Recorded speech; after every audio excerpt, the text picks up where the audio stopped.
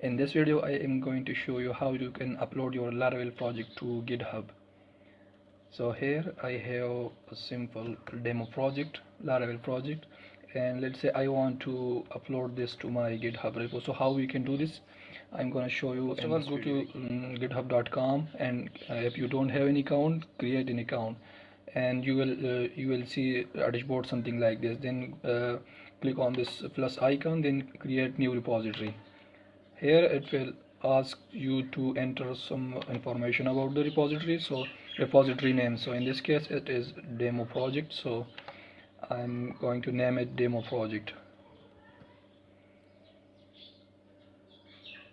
And if you put some spaces here, you can see it shows in the hands that the spaces will be removed on tags, and here you can put some description about this project.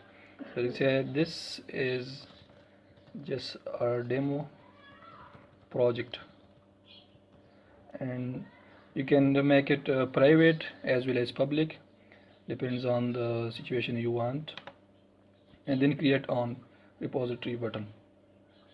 So now the repository has been created. So what we need, they are giving us some commands, so we need to execute this in our CMD or terminal, whatever you have. So all we need is just copy these commands. This will create a first commit to this project, so let's paste all those at once. It is going to create a first commit with the message of first commit, and it is going to add readme file with the text demo project to this repository.